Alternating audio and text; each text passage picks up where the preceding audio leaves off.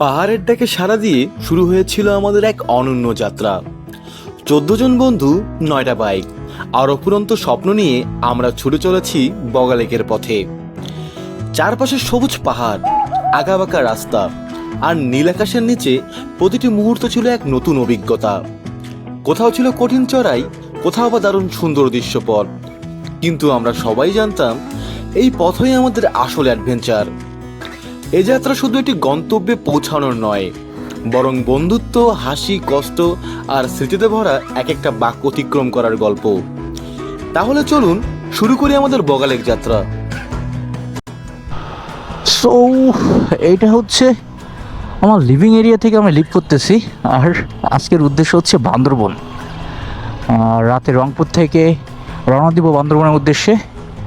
আর ঢাকা থেকে আমাদের সাথে আরও 2টা বাইক জয়েন করবে। রংপুর থেকে টোটাল যাব 6টা। বান্দরবন, থানচি, কেওক্রাডং, যদি খোলা থাকে কেওক্রাডং যাব। তো দেখা হবে, কথা হবে, চিল হবে, মাস্তি হবে। সেই পর্যন্ত সাথে থাকুন, দেখতে থাকুন rock on the rider. So ঘড়িতে এখন মেবি সময় 8টা অথবা 8টার কাছাকাছি। আমরা পৌঁছে গেছি শাপলা, আর এই শাপলার বাইকজন থেকে আমরা রওনা দিব। 8টা এখানে মিট আপ হওয়ার কথা ছিল, বিকজ কমন রেকর্ডারগুলো কানেক্ট হওয়ার কথা, সেজন্য একটু আগে আগে চলে আসা হয়। আমরা 9টায় এখান থেকে রওনা দিব, সেই বড় কোয়া। হ্যাঁ ইয়েস, সো আমরা রওনা দিব এখন। 9টায় রওনা দেওয়ার কথা থাকলেও রওনা দিচ্ছি আমরা 10টা প্লাস, কজ আমাদের একজন টুরমেট এখনও আসে নাই। এই যে আমরা যে কজন রংপুর থেকে যাচ্ছি সেই কজন এইখানে। সো একটা যাচ্ছে আমার বাইক, মোটরন একটা যাচ্ছে, এনএস একজন যাচ্ছে। সো অলমোস্ট আমরা অনেক দূর চলে আসছি রংপুর থেকে। আমরা সটিবাড়িতে একটা ব্রেক দিব, আর আমাদের রাইডাররা কীরকম কী করতেছে সেটা দেখে নিব। হ্যাঁ, বাসের পিছে আসতেছি ভাই।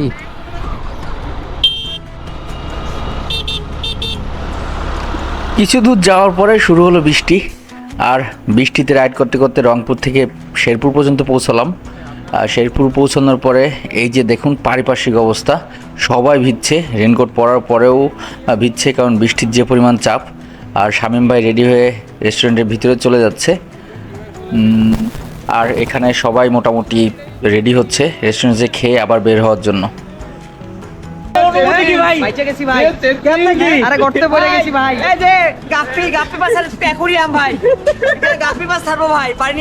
বৃষ্টির ঠেলা কিরকম ছিল ভাই রে ভাই, এটা তো বুলেটের মতো লাগছে এগুলা।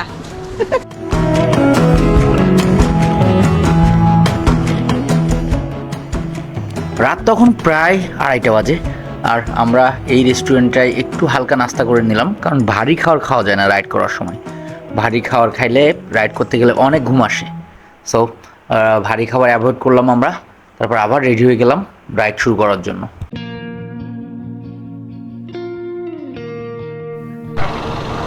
তো গাজীপুর পর্যন্ত আসার পরে আমরা একটু ব্রেক নিলাম। ব্রেক নেওয়ার কারণ হচ্ছে আমাদের একটা বাইকের মাঠঘাট ভিতরে ঢুকে গেছে। সো একটু অপেক্ষা করে দেন, আবার রওনা দিয়ে দিলাম। গাজীপুরের যে ফ্লাইওভারটা আছে সেখান থেকে মসজিদের লুকটা দেখেন। সারা রাত রাইড করার পরে সকাল সকাল যে এই 2টা মসজিদের লুক ওভারব্রিজ থেকে দেখার পরে মনটা অন্যরকম লাগতেছে আর কি। আমরা অলমোস্ট ঢাকায় ঢুকে গেছি। আবার আকাশে মেঘের অবস্থা দেখেন, হয়তো এখনই বৃষ্টি চলে আসবে। দেন আবার রেনকোট নন, রেনকোট ইন। ও প্যারা ভাই, বুঝতেছি না যে কতক্ষণ এই বৃষ্টির সাথে আমরা যুদ্ধ করতে করতে আগাবো। অ্যাট লাস্ট চিড়িয়াং থেকে বান্দরবনের পথে সারাদিন এই যে বৃষ্টিতে ভিজে ভিজে যাওয়ার পথে পৌঁছে গেছি চিটাং। চিটাং থেকে, চিটাং বলার কারণ হচ্ছে এদিকের মানুষ চিটাংই বলে। ফুলশি থেকে ঢুকে ফ্লাইওভার দিয়ে বান্দরবনের দিকে এগিয়ে যাচ্ছি। ফ্লাইওভার উপরে ওঠার পরে চিটাং শহরের আশেপাশের বিল্ডিংগুলো একদম ক্লিয়ারলি দেখা যাচ্ছে। ট্যুরে আসার বাইকে করে ট্যুরে আসার মেন মজা হচ্ছে এই যে বাইক রাইড করা, থ্রোটল করা। এটাই হচ্ছে বাইক ট্রাভেলের আসল মজা। আমাদের সবচেয়ে বড় পাওয়া হচ্ছে আমরা বান্দরবান পর্যন্ত আসছি কোনো কারোর ইনজুরি ছাড়াই। এটাই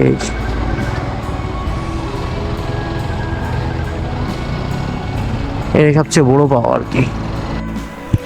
সারা রাত আর সারাদিন প্রায় 24 ঘন্টার মতো রাইড করে আমরা বান্দরবান পৌঁছলাম।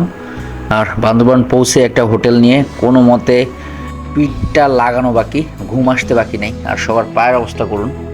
আর এভাবেই রাত পার হয়ে যাবে, পরবর্তী দিন বগালেকের উদ্দেশ্যে বান্দরবান থেকে রওনা। ওই গাইস, গুড মর্নিং। বান্দরবান আসার পরে যে আমরা হোটেল থেকে চেক আউট করে বেরোলাম, আমরা হোটেল গার্ডেন সিটিতে ছিলাম। সো এখন আমাদের উদ্দেশ্য বগালেক। সবাই বের হয়ে যাচ্ছি। আমাদের টোটাল 9টা বাইক। এই যে আমাদের বাইকের পরিস্থিতি আপাতত। আর আমরা রওনা দিয়ে দিছি অলরেডি বগালেকের উদ্দেশ্যে। এই যে বড় ভাই আশিক ভাই, সজীব। এই ব্যাগ আবার পিছিয়ে কি ওই ব্যাগের ভিতরে ভাই ভিজে যাবে না? ওটা ভিজে যাবে না?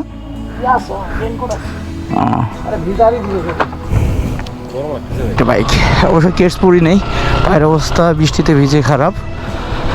আর কাদা বৃষ্টি একটা যে অবস্থা। কিন্তু বান্দরবনের আসল সৌন্দর্য বর্ষাকালে। ভাই রে ভাই, যে লুক! ওরে ডাউনহিল ভাই, ডাউনহিল নামার সময় সবসময় ইঞ্জিন ব্রেকের উপর দিয়ে নামতে হবে।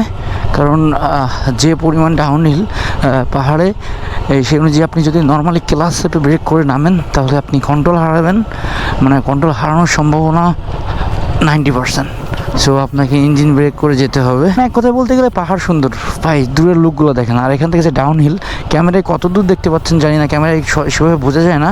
কিন্তু বাস্তব জীবনের যে পরিমাণ ডাউনহিল আর ফিলটা যেটা পাওয়া যায়, সেটা আপনারা যারা দেখতেছেন অ্যাটলিস্ট বুঝতে পারবেন না।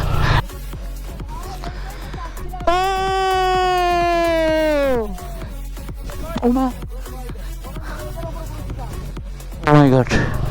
এই যে পাহাড় থেকে এদিকের পুরাটা কত বড় এরিয়া দেখা যাচ্ছে। উফ! বাট এসব জায়গায় বেশি সময় স্পেন্ড করা যাবে না। আমাদের মেন টার্গেট হচ্ছে বগালেক। তো বগালেকের গল্পটা বগালেক যেই বলি, এই বগালেকের যে মিথ আছে, বগালেকের যে ঐতিহ্য আছে, ইতিহাস আছে, সেটা আপনাদের সাথে শেয়ার করব।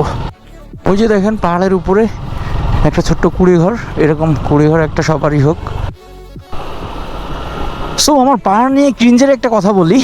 আমি যখন আমার লাইফে প্রথম চিটাগাং আসি, তো দূর থেকে চিটাগাং আসার সময় বা কক্সবাজার যাওয়ার সময় কিন্তু দূর থেকে সাইডের যে ছোটো ছোটো পাহাড়গুলো, মানে এক সারিতে যে পাহাড়গুলো, সেই পাহাড়গুলো দেখা যায়। এই পাহাড়গুলো দেখার পর আমি পাহাড়ে আসার জন্য কি পরিমাণ যে পাগল ছিলাম পাহাড়ে আসার। তো চাকরি সুবাদে পাহাড়ি এলাকা রামুতে ঘোরা হয়েছে। দূর থেকে ঘুম থেকে উঠে প্রতিদিনই রামুর দূরের পাহাড়গুলো দেখা যাইত। সেই থেকে পাহাড় দেখা শুরু আমার। আর পাহাড়ের প্রতি ভালোবাসা থেকে প্রথমে। হ্যাঁ, ঘড়িতে সময় প্রায় 1টা। আর আমরা আছি রুমা নীলগিরি ওয়াই জংশনে। রুমা নীলগিরি, ডান দিকে নীলগিরি আর বাম দিকে রুমা। আমরা যাবো রুমা বগালেকের দিকে। বাইক ট্যুরের সবচেয়ে মজা হচ্ছে গ্রুপিং ট্যুরটা। গ্রুপে যাব সবাই একসাথে। সামনে মনে করেন আপনার সামনে 8টা-10টা বাইক আর আপনি পিছনে, মানে সাজেক যাওয়ার মতো। ও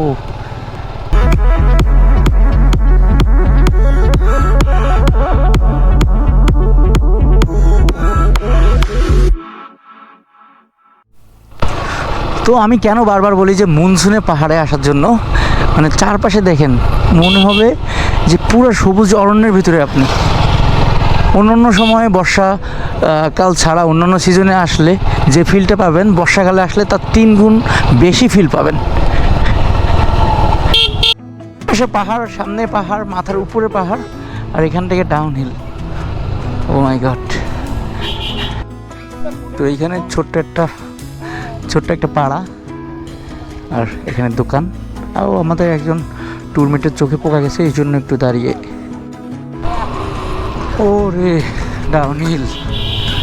তো পাহাড়ে যাওয়ার সময় কর্নারিংগুলো করার সময় যে হচ্ছে সবচেয়ে যে জিনিসটা বেশি খেয়াল রাখতে হবে, সেটা হচ্ছে অপোজিট সাইড থেকে যাতে গাড়ি ঘোড়া এসে আপনার কন্ট্যাক্টে না আসে।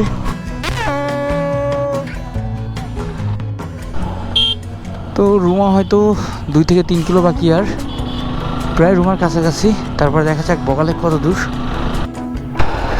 ওরে ভাই, কি লুক! এক জায়গায় ছায়া, এক জায়গায় রোদ।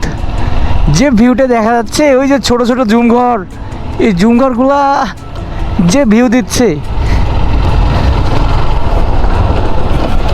উড়ে চলে যাবো নাকি এখান থেকে জাম করে।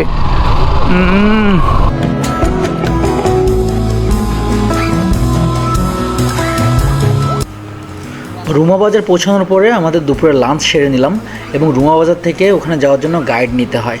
আমরা 2টা গাইড নেওয়ার কথা থাকলেও আমরা একটা গাইড নিয়ে বগালেকের দিকে এগিয়ে যাব। পাহাড়িদের ভিতরে সবচেয়ে ভালো লাগার একটা জিনিস হচ্ছে এই যে ঘাড়ে একটা ঝুড়ি নিয়ে ঘোরে। আর বাবুগুলো কি সুন্দর কিউট। ওই বাবুটা কি মাখাইছে। পর্বতে বাম দিকে এবং ডান দিকে যে পাহাড়ের দৃশ্যটা পাওয়া যায়, সূর্যাস্তের সময় পাহাড়, ও ভাই পাহাড়ে শান্তি। এই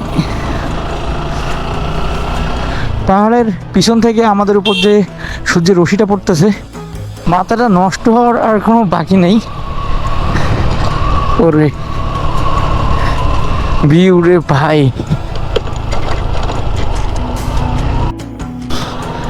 আমরা অলমোস্ট বগালেকের কাছাকাছি। বান্দরবনের পাহাড়ের ভিতরের দিকে যত আগাচ্ছে ততই মনোমুগ্ধকর, ততই সুন্দর লাগতেছে জিনিসগুলা। ওহ ভাই, সারাদিন যদি আপনি ছবিও উঠান তাহলে আপনার মন ভরবে না। এখানে একটা বাড়ি, যতক্ষণ না পর্যন্ত আপনি এখানে একটা বাড়ি না বানাবেন। ও মোস্ট প্রবলি এগুলো পাথুরে পাহাড়, যে পাহাড় কেটে রাস্তাগুলো বানানো হয়েছে বোঝা যাচ্ছে। ভাই এক গিয়ারে দেখেন বাইকের কি অবস্থা। পাহাড় পাহাড় পাহাড়।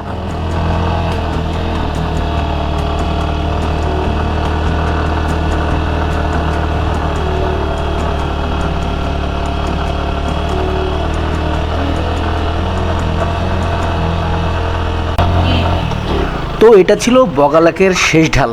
আর শেষ ঢালটা একটু বিপজ্জনক। সাজেকের লাস্ট পাস হচ্ছে একটু টাফ। আর এখানে একটু খেয়াল করে না চললে ডান দিক থেকে এই যে এভাবে লাগিয়ে দিয়ে চলে যাবে। ডান দিকে যদি আপনি একটু না খেয়াল করে উঠেন আর যদি পিছনের রাইডারে একটু সতর্ক না থাকে তাহলে একটা কলিশন হতেই পারে। আমরা পৌঁছে গেছি বগালেক। আর বগালেকের এই জায়গাটা একদম মারাত্মক মারাত্মক। ওর হর্ন নাই। There's a cold that lasts forever. It's the kind that knows no time. It's the feeling found inside us. বগালেকে পৌঁছাতে পৌঁছাতে আমাদের অলমোস্ট সন্ধ্যা হয়ে যায়। আর সন্ধ্যায় ওখানে যে আর্মির কাছে কিছু ফর্মালিটিস পুরো করে তারপর আমরা রিসোর্টের দিকে চলে যাই। See the darkness in the light.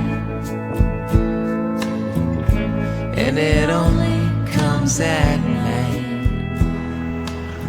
রাতটা কাটিয়েছিলাম বগালেকের পাড়ে ছোট্ট একটি রিসোর্টে। পাহাড়গেরা সেই রিসোর্টের বারান্দা যেন ছিল এক টুকরো স্বর্গ। এক পাশে নির্জনতা, আরেক পাশে ঝিরঝিরে হাওয়া। সারা রাত আমি ছিলাম বারান্দায়, ঘুম আসেনি, দরকারও ছিল না। চাঁদের আলোয় বগালেক যেন এক বিশাল আয়না, যেখানে আকাশ নিজেকে দেখে। কখনো নীরবতা, কখনো দূর থেকে ভেসে আসা কোনো গানের টুকরো স্বর। কে যেন পাহাড়ের উপরে বাঁশি বাজাচ্ছে খুব নিঃশব্দে। বারান্দায় বসে শুধু দেখছিলাম, পানির ঢেউ নেই, কেবল একটা নিশিম স্থিরতা। মনে হচ্ছিল এই রাতে কোনো শব্দ করাটাও অন্যায়। ঘড়ির কাঁটা চলছিল ঠিকই, কিন্তু সময় কেমন থেমে গিয়েছিল যেন। রাতে আমরা নেমে গিয়েছিলাম লেকের ঢালে, বন্ধুদের সঙ্গে হাতে গরম চা, মুখে পুরনো গল্প, আর মাঝে মাঝে হেসে ওঠা, যেন পাহাড়ও শুনে হাসছিল। কেউ গুনগুন করে গান ধরেছিল, কেউ চুপচাপ আকাশের তারা গুনছিল। চারপাশে গভীর অন্ধকার, কিন্তু ভয়ের কিছুই ছিল না। পাহাড় যেন আমাদের আগলে রেখেছিল। ওই রাতে কেউ মোবাইলে ছিল না, ছিল না কোনো স্ক্রিন, শুধু ছিল মানুষ, প্রকৃতি আর অনুভব। সেই অনুভব যা বলে বোঝানো যায় না, শুধু চুপ করে বসে থাকতে হয়, অনুভব করতে হয়। বগালেকের এই রাত এখনো চোখে ভাসে। রিসোর্টের বারান্দা, ঠান্ডা বাতাস, বন্ধুরা আর অসীম এক শক্তি। শহরের কোলাহলের ভিতরেও সেই রাতটা আমার ভেতরে বাজে এক নীরব সুর হয়ে, যা হয়তো কারো শোনার দরকার নেই, শুধু নিজের মনের ভিতর যত্ন করে রেখে দেওয়ার মতো। As the bird flies in the winter.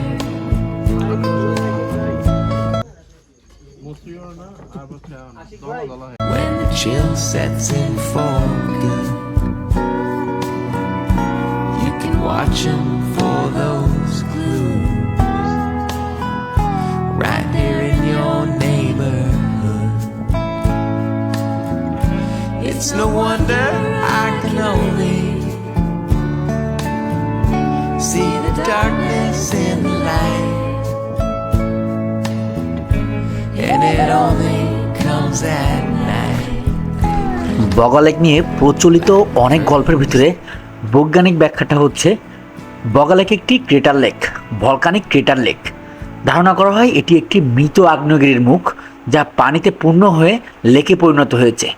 এই কারণে এর পানি সবসময় পরিষ্কার, ঠান্ডা এবং গভীর।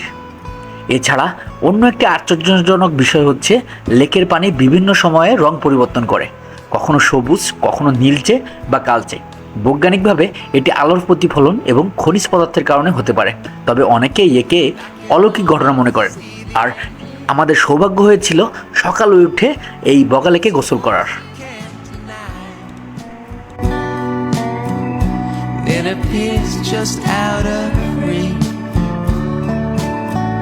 Perhaps you hear it on the slide as the bird flies in the winter.